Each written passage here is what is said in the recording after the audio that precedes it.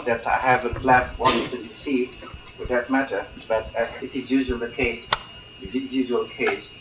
people tend to visit more distant places first and reserve their closest places until at the minute before he is to leave the country.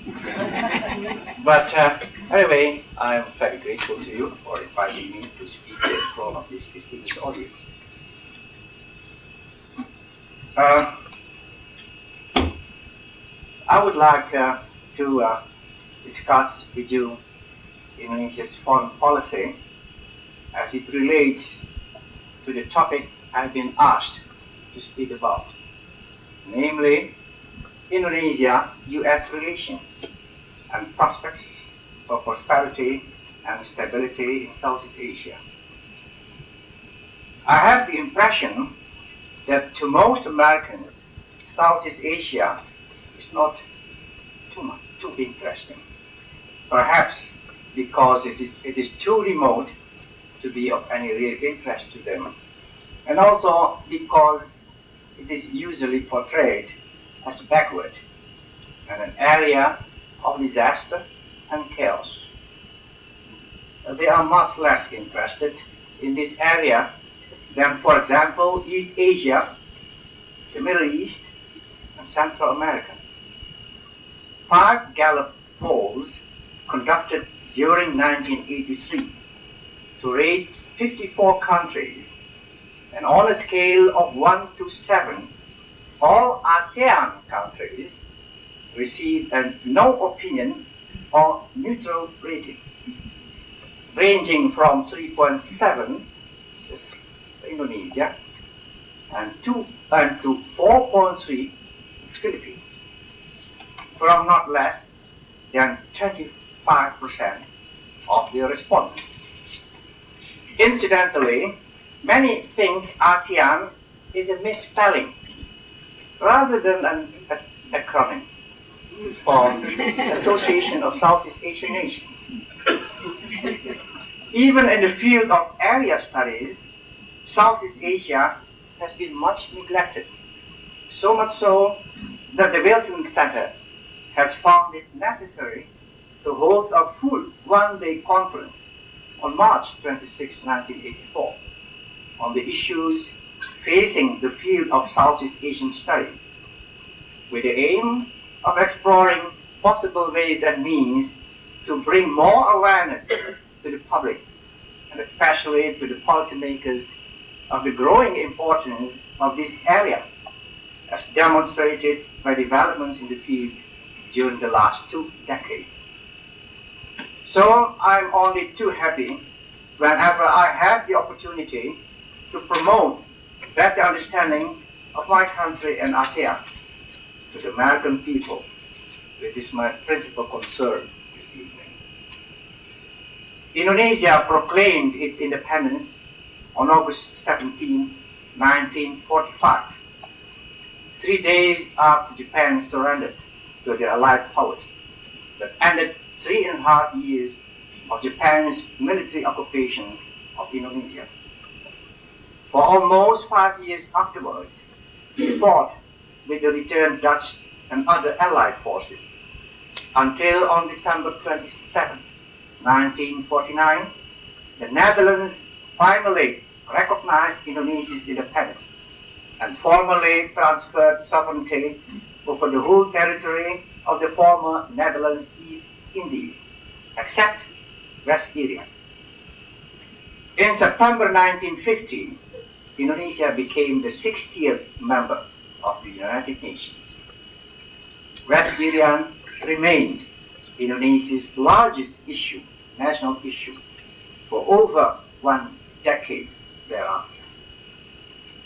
From the minute of the Declaration of Independence in 1945, Indonesia's top national interest was complete decolonization of the entire former Netherlands East India.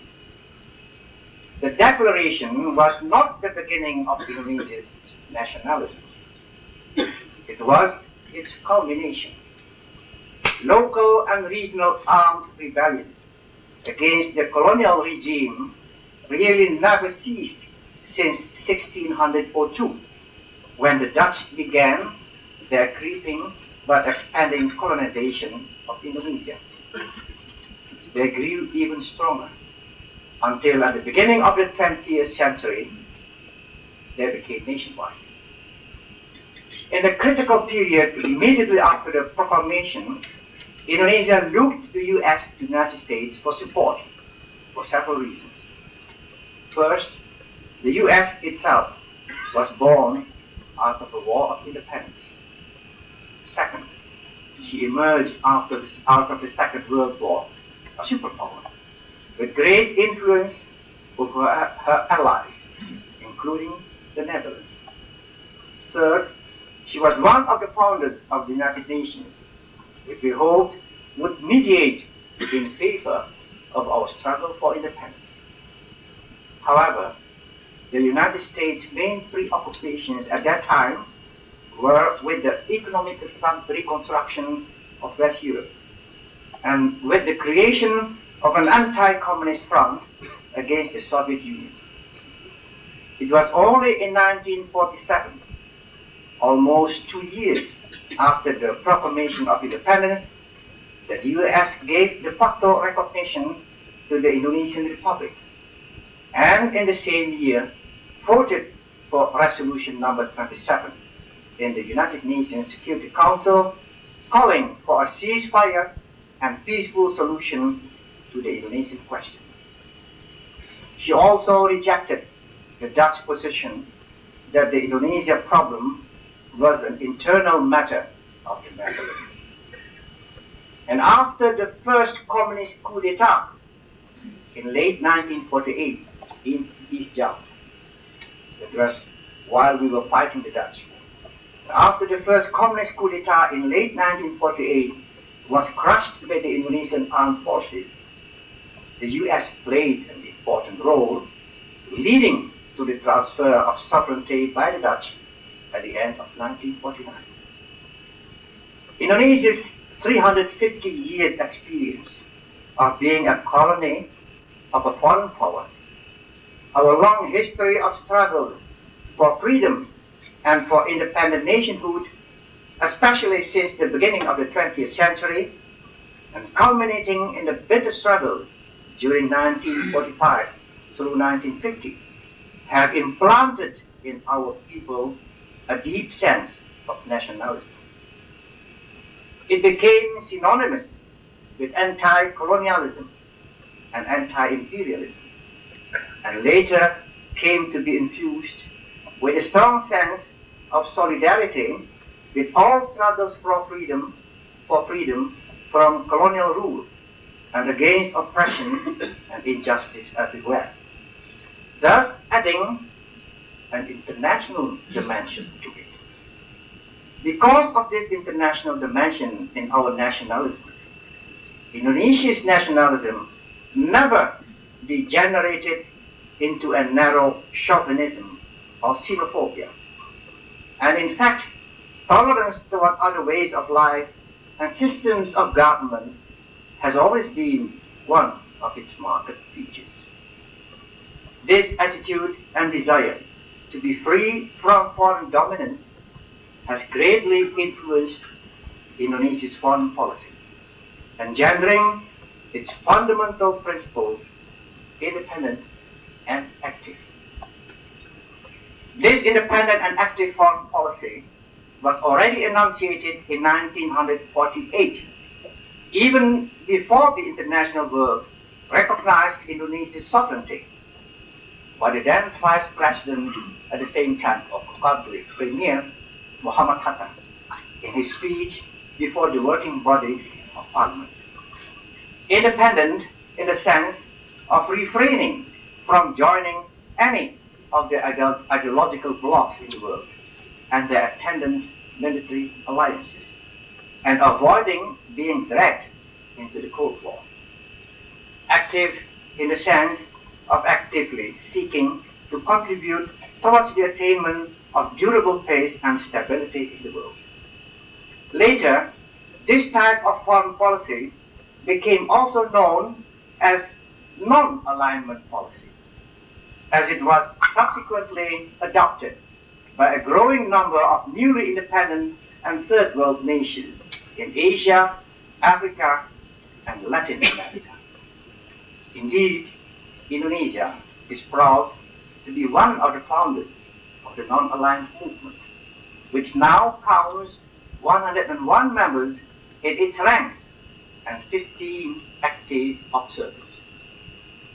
As His Excellency Jayabardene, President of the Democratic Socialist Republic of Sri Lanka, and I heard he'll be visiting the United States shortly, soon now, said in his inaugural address at the ministerial meeting of the Non-Aligned Coordinating Bureau in June 1979, and I quote, "The idea of the non-aligned movement was conceived in Colombo in 1954, nurtured in Bandung, as in Indonesia, in 1955, the Bandung Asia-Africa Conference, the first ever Asia-African conference that took place and organized by Indonesia, and born in Belgrade in 1961. End of quote. It is not and has never been a neutral or neutrality policy, as many have misunderstood and misperceived, nor does it imply self-isolation from or indifference to world events and issues. But it does insist, however, on reserving the right to freely form our opinion with regard to international problems, and to support or initiate those policies and measures which we believe would best serve the cause of world peace and stability. Our foreign policy seeks friendship, not conflict, with all nations of the world, irrespective of political or social systems.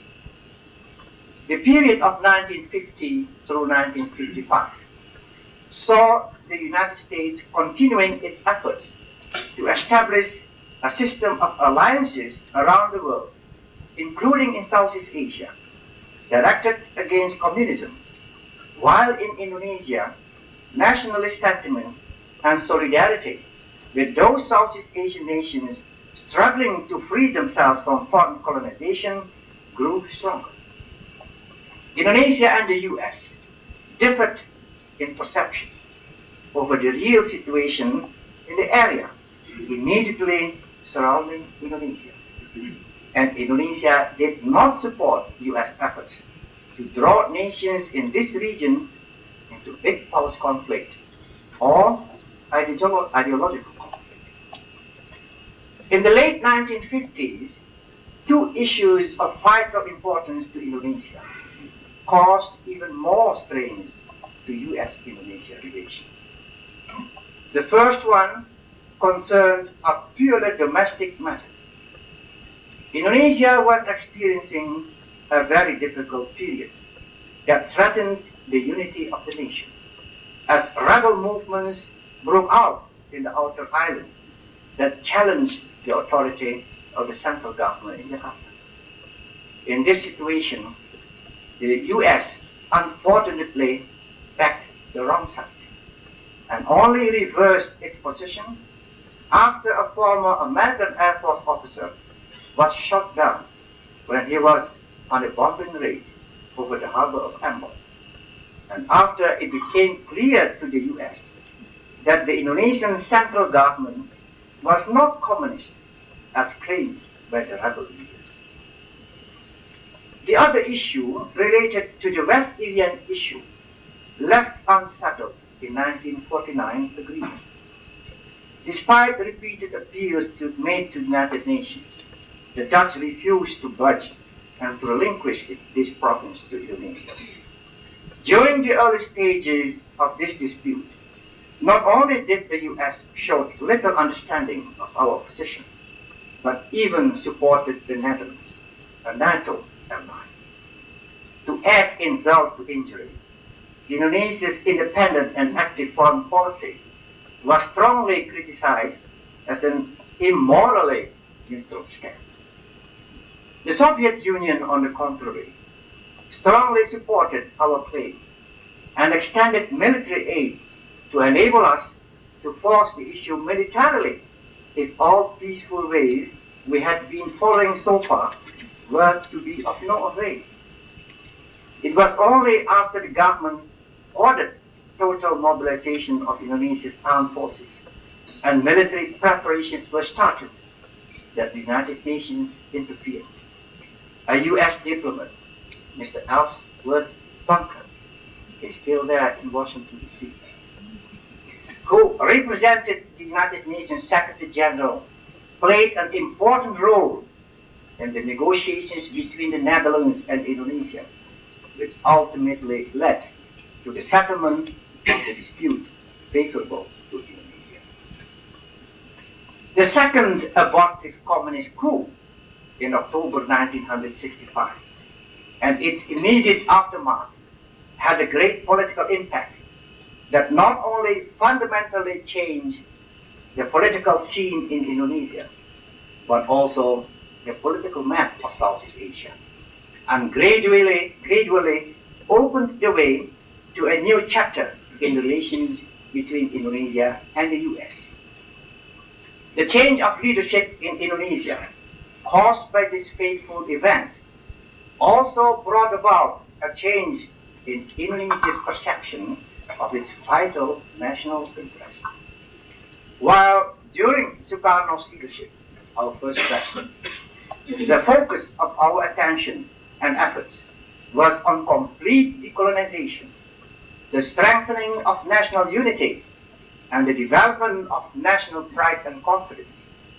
The primary concern of the post-Sukarno period under President Suharto's leadership is the improvement of the quality of life of the people through the consistent implementation of a series of 5-year development plans.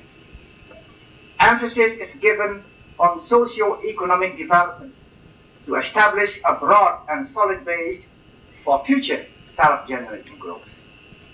To this end, we have sought and received cooperation from friendly nations, and the US has been one of the leading nations in this regard. With overall national development as our top national interest, a new chapter has indeed been opened with regard to relations between both our countries. But the closer cooperation with the United States and other Western industrial countries does not mean less commitment to the active and independent foreign policy. We disagree with the United States on several political and economic issues. Global negotiations, the North-South dialogue, the Convention of the Law of the Sea, the Middle East problem, Namibia are some of them. We will continue to have differences of perception and position on many an issue as we move on into the future. The US is a global power with global interests, commitments, and responsibilities which are not always in accord with our interests and perceptions. We are also different in terms of race, history, social, cultural, and political values and institutions. Geographically, the United States is a vast continent. Indonesia is a fragmented archipelago of over 13,600 islands, occupying an area of 3,500 by 1,200 square miles.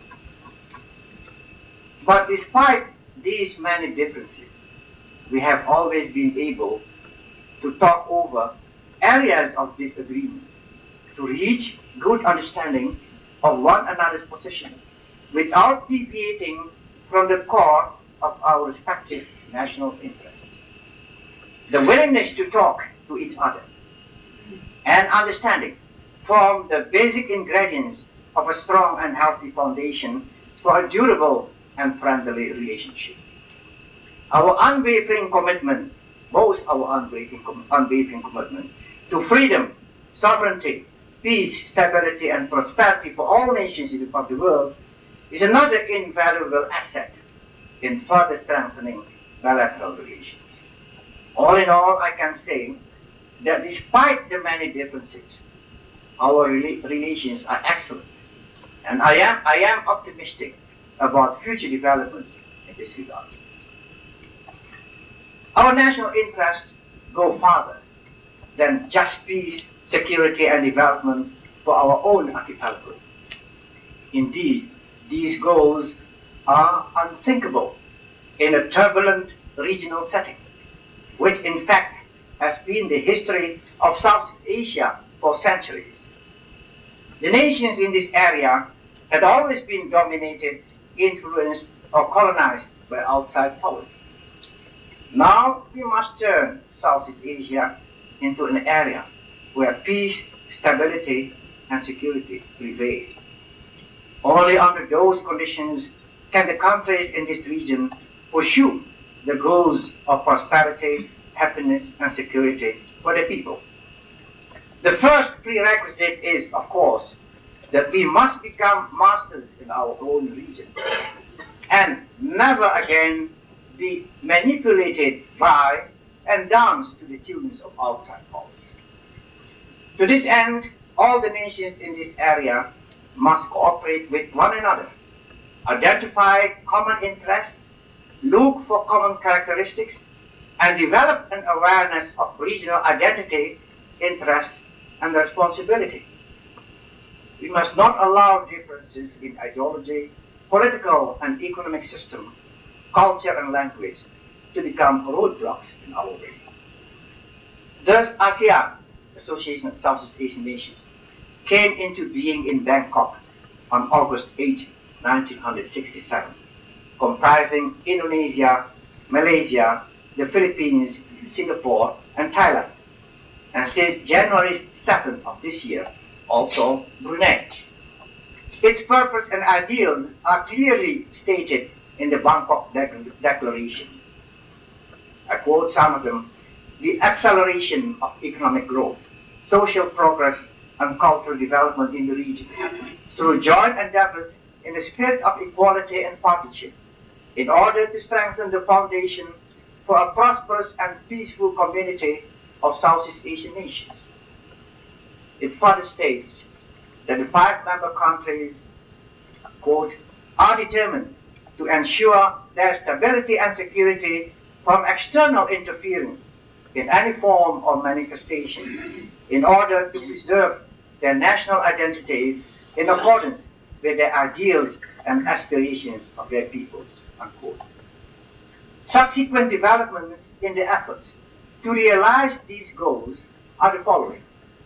First, the Kuala Lumpur Declaration in 1971 on the Zone of Peace, Freedom, and Neutrality, abbreviated, the acronym is ZOPFED, stating that Indonesia, Malaysia, the Philippines, Singapore, and Thailand are determined to exert initially necessary efforts to secure the recognition of and respect for Southeast Asia as a zone of peace, freedom, and neutrality, free from any form or manner of interference by outside powers, unquote.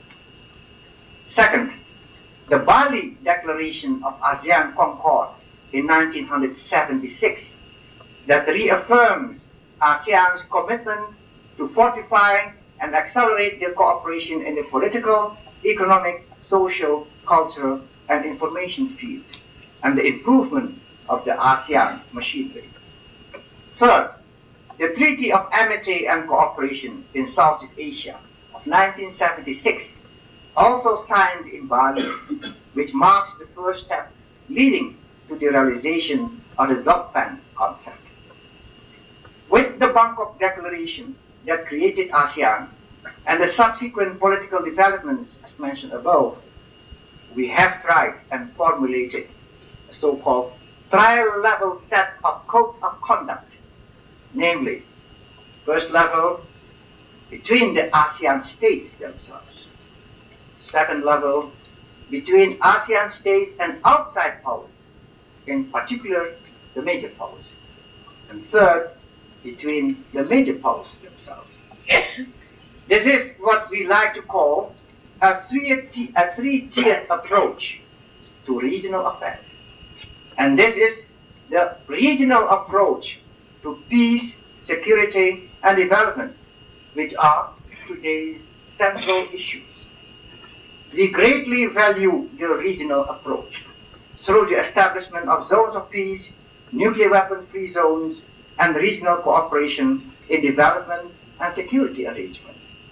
We think that regional approach can contribute significantly to global security by containing regional conflicts, thereby preventing them from becoming a source of external interference and great power confrontation.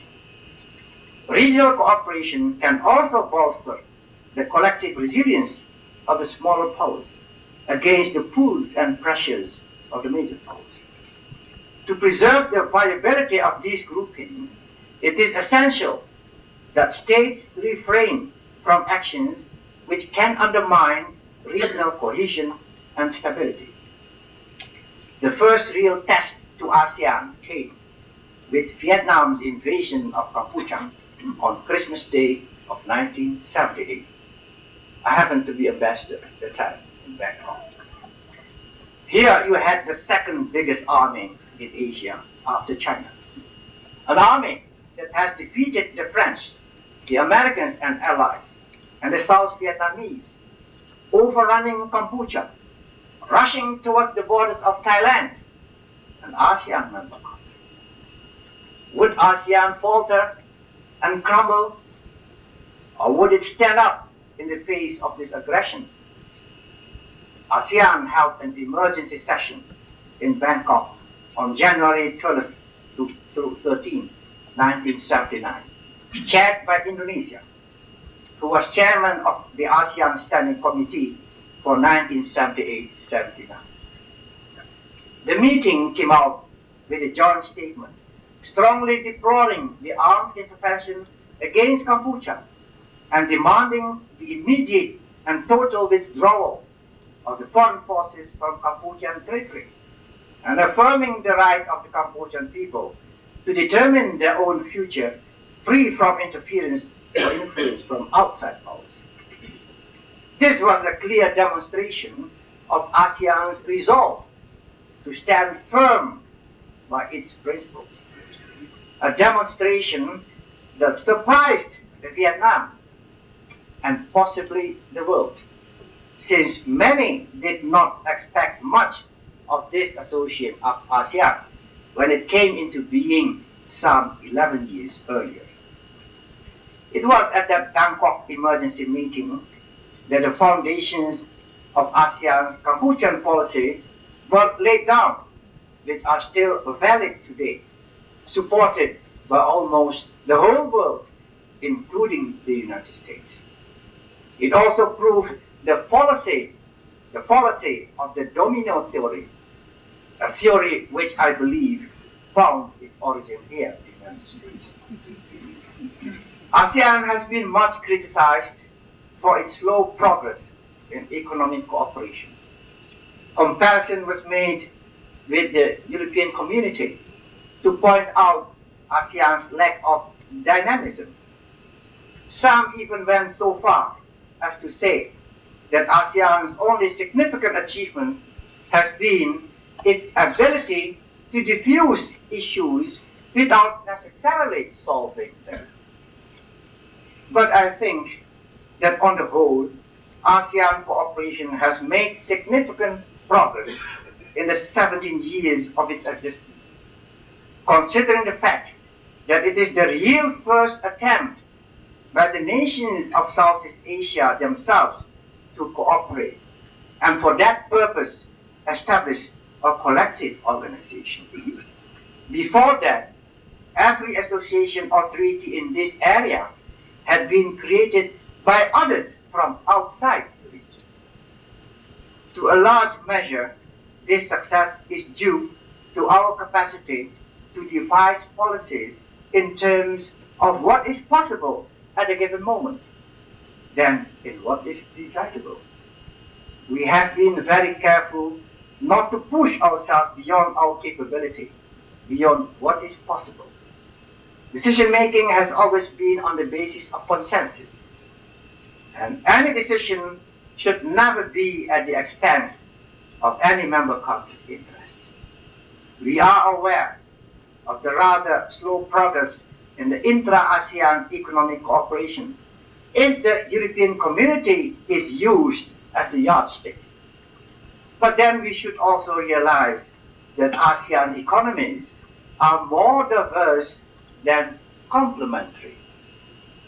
What is important and significant is not the pace of progress in the economic cooperation, but the fact that progress has been and is being made.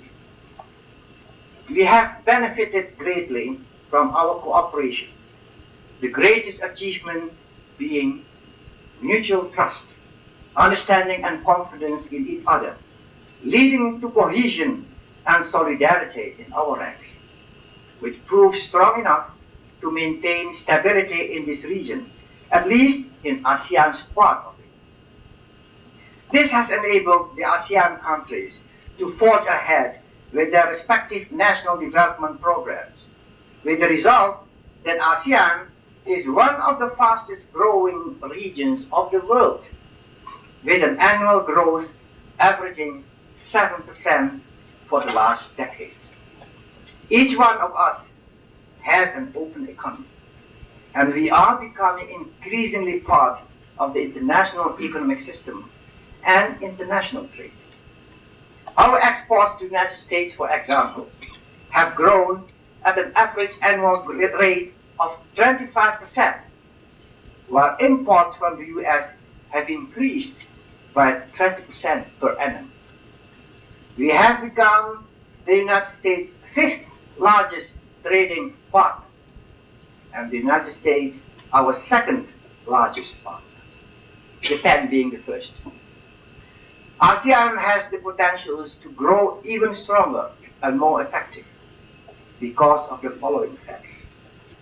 First, our strategic geographical position, astride the vital sea lanes between the Arabian Gulf and Northeast Asia, and between two oceans and two continents, oceans Indian and Pacific Ocean, continents Asia and Australia. Second, we have a combined population of over 250 million people, about the same number as that of the United States and the European Community countries. Third, our total land area, excluding their territorial seas and the exclusive economic zones, is over 3 million square kilometers. That is about 1.158 thousand square miles, 1,158,000 square miles, about the same size as India and much larger than the total land area of the European Community countries. By comparison, Indonesia's territory, including land area and territorial sea, excluding the exclusive economic zone, is 1,968,567 square miles. Fourth, it is endowed with great natural wealth. It is already a dominant factor in the world supply of certain important resources and commodities, such as tin, rubber, timber, nickel, copra, rice, pineapples, maize, sugar, spices, copper, and oil. Fifth, we have ongoing dialogues with third countries and expanding programs of economic cooperation with Japan, the United States, Canada, the European Community, Australia, and New Zealand. Since its inception, ASEAN has expressed readiness and hope and extended its hand to develop fruitful relations and mutually beneficial cooperation with other countries in the region. However, this hope was frustrated by the military invasion and occupation of Kampuchea by Vietnam. This is a setback to the realization of ZAPFAC and to the healthy growth of a prosperous, stable, and peaceful Southeast Asia. ASEAN has planted the seed of regional cooperation among countries with different historical backgrounds, who, because of their different colonial past, have different outlooks in regard to what each considers its national interest, economic and political. ASEAN has nurtured this seed, and it is now growing, has become a tree. We have collectively promoted that growth by weeding out hostile elements which may hamper that growth, and in the process have succeeded in developing a common perception of regional interest and regional identity. Patience and goodwill are of great importance to overcome problems and difficulties in this endeavor. Continuous dialogues between ourselves are needed in order to arrive at common thinking and perception which will make coordinated and effective action possible. We have demonstrated our capability to meet these requirements. We believe that we have been moving in the right direction. We have the will and dedication to continue moving in this direction, and we are quite optimistic as to the prospects of overcoming this Confucian obstacle towards a more prosperous, stable, and secure Southeast Asia. Thank you.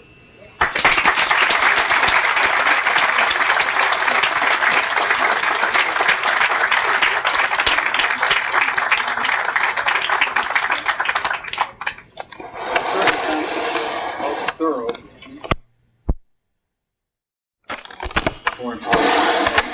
The ambassador has agreed to answer questions until 10 minutes after 7. A lot of people I know always have a tight schedule here.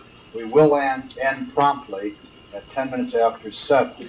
It is our custom, Mr. Ambassador. I'll recognize the questioners before you answer the question. We have a Senator Clark. I have a question. How do you all handle the situation Taiwan versus mainland China? That's a difficult problem for a lot of people, and I just wondered how you all handle that one. Well, it is more difficult to you than to Indonesia, especially in light of the upcoming President Reagan's visit to Beijing. But Indonesia has always adhered to a one China policy right from the beginning. So we don't have problems. Of course, we have also, trade relations with Taiwan, but it does not mean that we see Taiwan. Taiwan. But that is not the same as diplomatic recognition to Taiwan. Again, we have adhered only to one China policy since the beginning. It was with China, Peking. Yes, sir. How do you view the presence of the U.S. in target motivation building? Again, that is a rather tough question to answer. Especially after I have explained that a very important goal of ASEAN is the creation of the ZOPAN, Zone of Peace, Freedom, and Neutrality. And the presence of the foreign military bases of forces in Southeast Asia, of course, is incompatible with the concept of ZOPAN. But aside of this conceptual approach and this ideal, we are also being very much pragmatic and realistic. We can't rush things, of course. It has, of course, right now, its potential and its advantages of having the United States there in the immediate vicinity of Southeast Asia. But let me say that, of course, we see this as of temporary in nature. Sometime in the future, when and how, it should, of course, be on the basis of dialogue, of understanding between all the ASEAN countries and with the United States concerned, the concerned power in this matter, of course, how it will evolve in the future. But we do not want to rush things. You are aware of one of the very admirable characteristic of the Asian. We can be very patient. What was the time difference between Sito and Hasnan?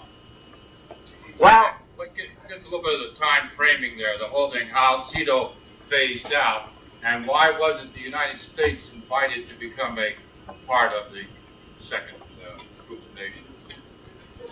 well, let me first say that ASEAN, that the United States is not part of ASEAN. I know that. Yeah, we have ASEAN is one of our dialogue countries.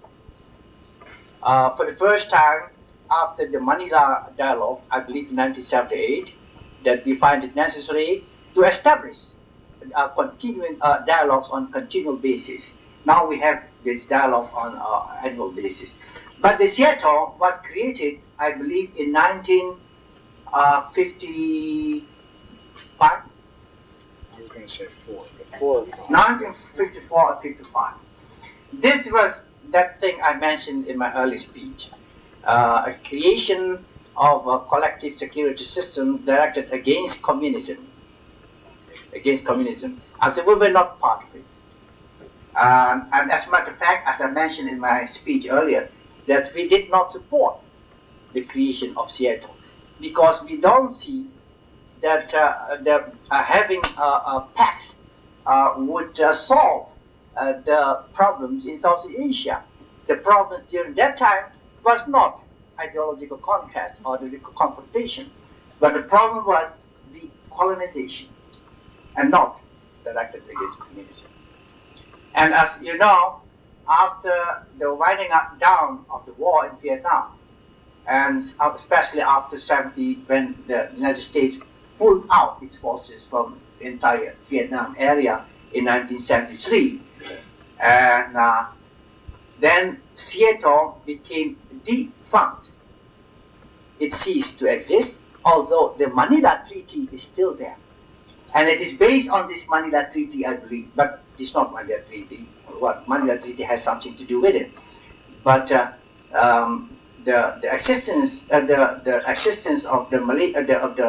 United States bases in Clark and Air Force Base and in Subic Bay is of course a bilateral arrangement between Manila and between the Philippines and the United States. And ASEAN came into existence in 1967. Before the Seattle became defunct, as a matter of fact. So during that time, Thailand, for instance, was a member of Seattle, but also at the same time a member of ASEAN. It was the same case with the Philippines. And the ASEAN Association, of course, there are only two countries at that time who were at the same time members of these two organizations. I believe in the South China Sea there is a small dispute still going on between Indonesia and mainland China over the Timor Islands. What is the latest on that situation?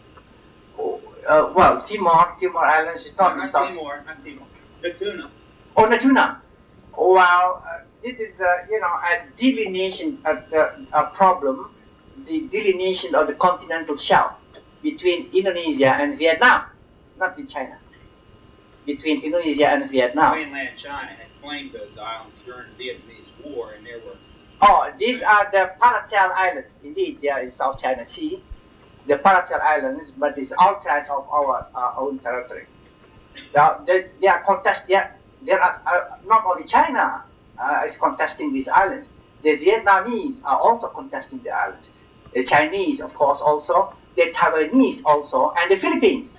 So that's just left up in the air. Yeah, and that has not been solved yet. On part of the islands, you have garrisons, Philippine garrisons, and China's garrisons also. Yes.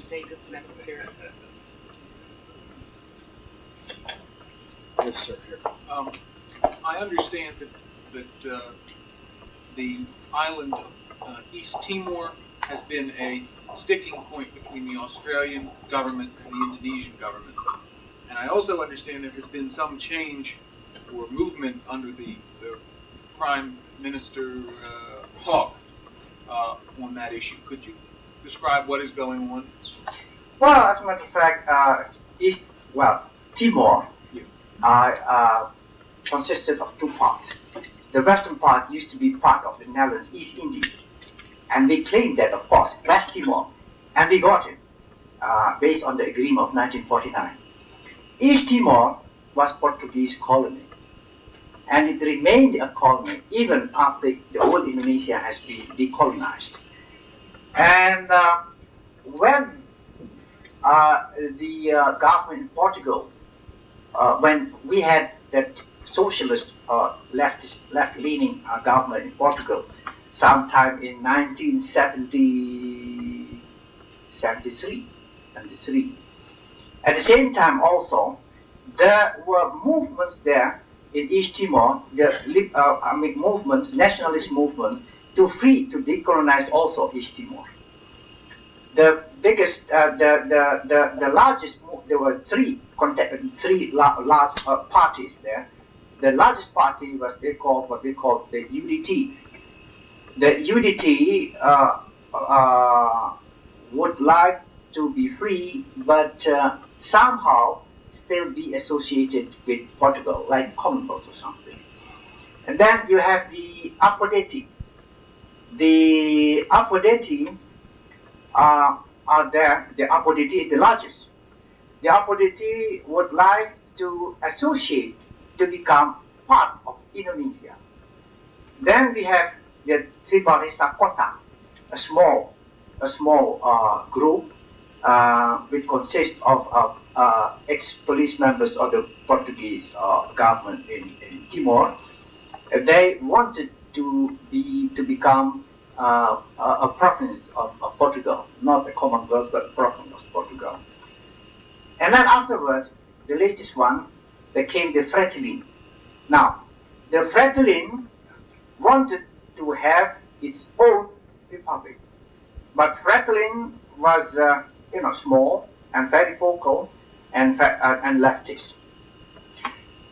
Now, then they started to fight with each other. And during that time, of course, thousands of refugees from East Timor came into Indonesia, in the western part, the Timor part of Indonesia. And because we are very much concerned with this, of course, we started talks with the Portuguese and also with Australia, because Australia is also neighbors there. And at one time, also, of course, there was this Macau meeting. As a result of the talk of Minister Adam Malik and the Foreign Minister of Portugal in Rome, they agreed to convene all these contending parties together to come to Macau and to discuss the process, how to solve this problem among themselves. Tribalista Costa, Udete, and Apodeti all came to Macau. Fretilin did not want to come to Macau. Instead, it declared independence. It declared unilaterally, which of course was contested or opposed by the other parties, by the other groups. And so, civil war broke out, a severe civil war. And because of that, all the other three parties, the UDT, Apodeti, and Tribalista Costa, while before that, only the Apodeti wanted to join Indonesia. Now we have all three of them wanted to join Indonesia. But still Indonesia did not want to accept before there is adequate, polling of the will of the people there. But now, if we talk about how to know, how to assess the will of the people, it's not like in Western educated population where people know their rights.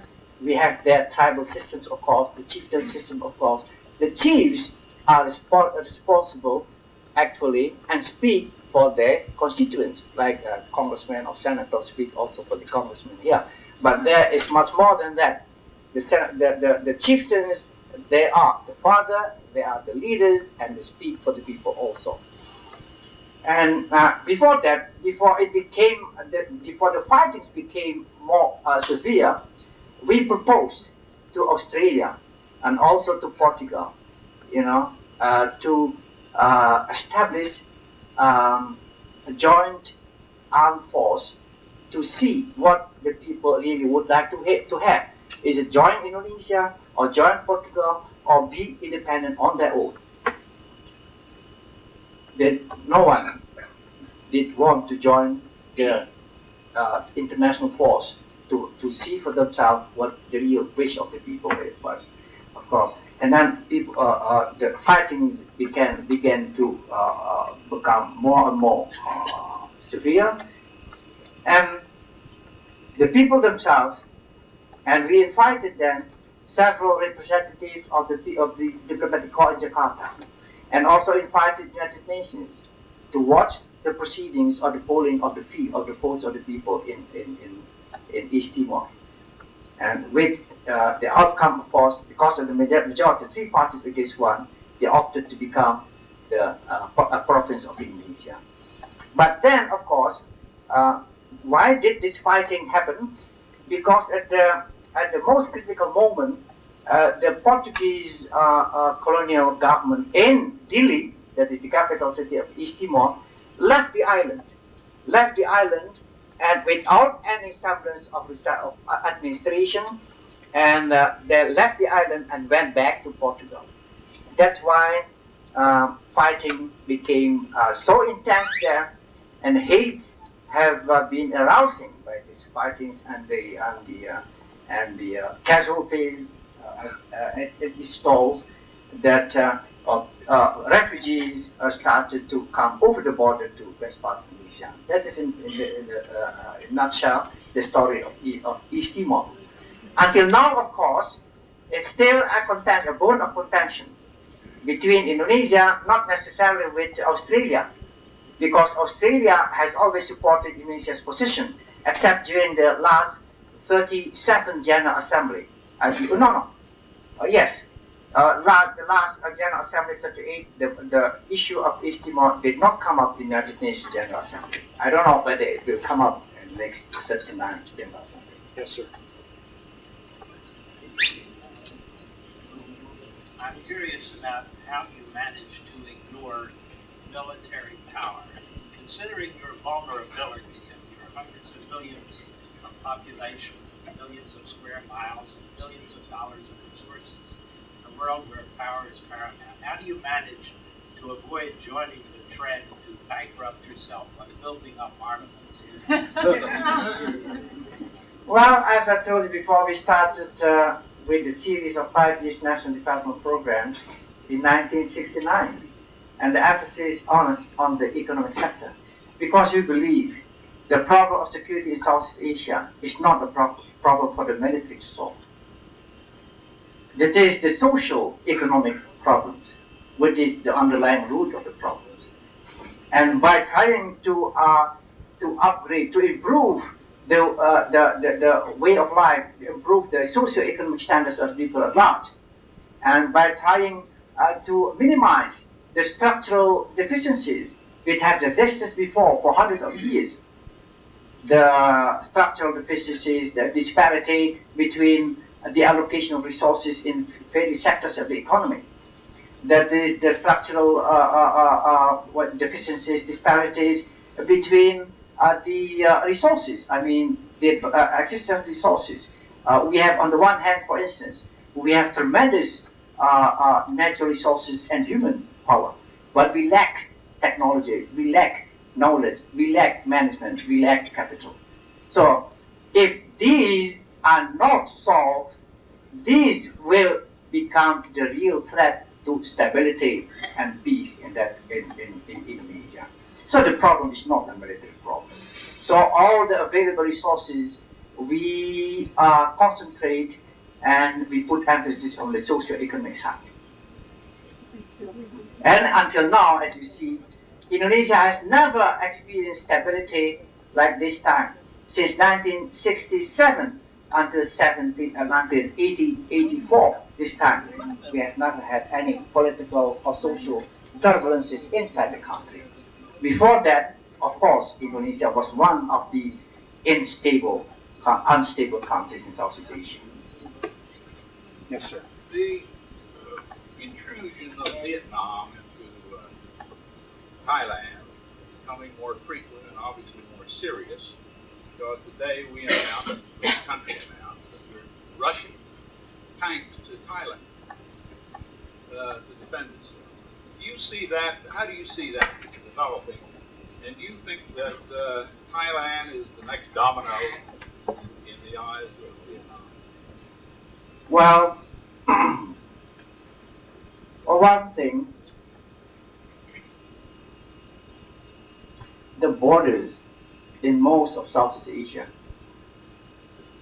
are not well defined. If they are defined, then each one is on the basis of a different concept. I mean, for instance, take this case between Cambodia and Thailand.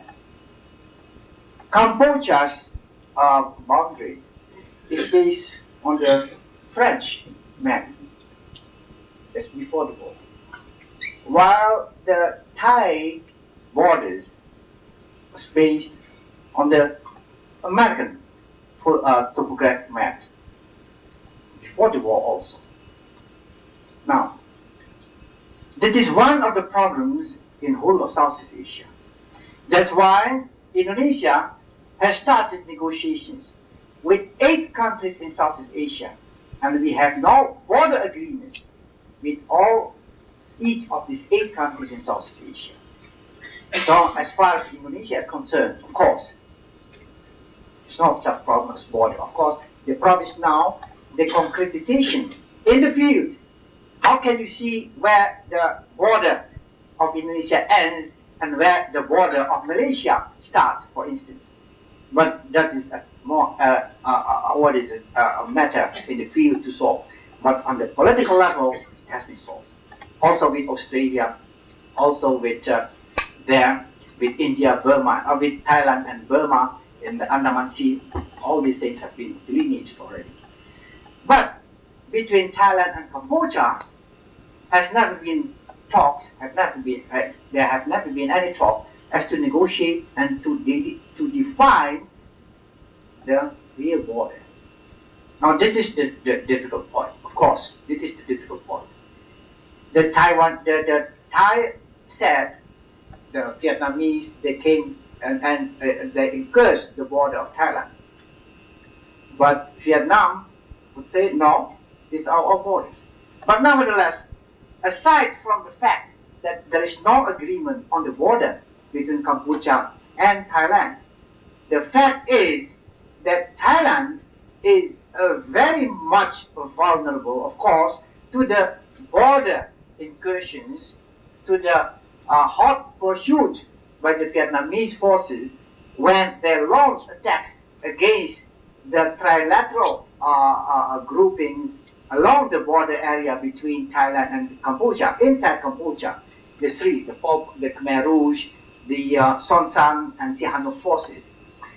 Because the vague existence of the delineation of the border make it more vulnerable, make it more severe, make it more serious for Thailand, of course. And I think because really Thailand, this is a military problem, not only a military problem, but this indeed one of the problems is a military problem along the border area. Of course, Thailand would like to see at least its border area bolstered and defensible. And for that purpose, I think the gesture from the Americans to rush artillery and tanks to the scene is very much welcome to Thailand, and I think, and also to Taiwan, to Indonesia, to ASEAN as a whole. But I think it would be difficult to envisage that Vietnam would be capable to extend the area of military conflict. As you can see for yourself, they invaded Cambodia in December 1978. And 6 years after that, they are still not in control of the territory, of the whole territory of Cambodia. And if you see that Cambodia is only a country with a population of maybe some 2 million people, Vietnam with its mighty army, as I mentioned earlier in my speech, Vietnam with that mighty army still could not control the entire territory of Cambodia, and it would be sheer folly for them to try to expand the area of military conflict. And I can say, out of my own experience, that if Thailand is attacked, the whole people, the whole population of Thailand will stand up, will rise, and defend its country. That is a country with also a very high degree of a sense of nationalism.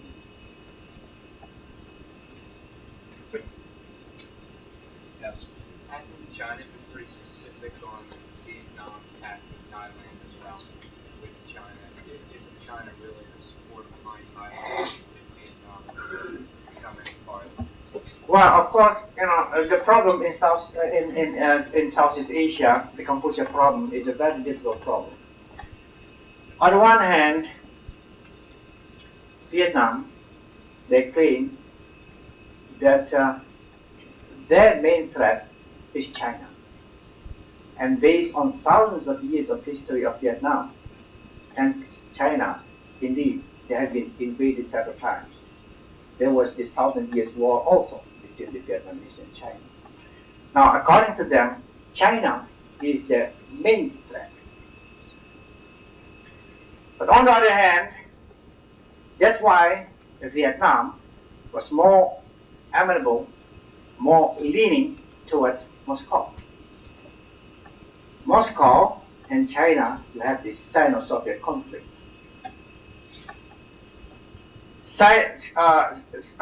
China would not like to see Moscow gain more influence and foothold in Southeast Asia through Vietnam.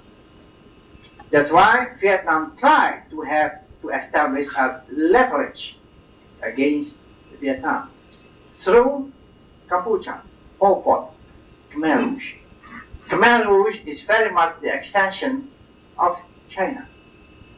So on the one hand, Vietnam feels itself threatened from China in the north and from Khmer Rouge in its westland, southwestland.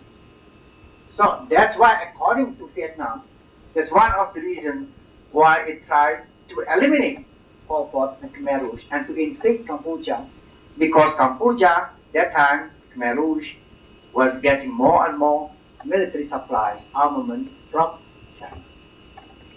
But, of course, if Vietnam becomes stronger and can control Cambodia and the whole of Indochina, in China, it is not acceptable to China, because it would mean that Soviet Union will have the upper hand in the long run.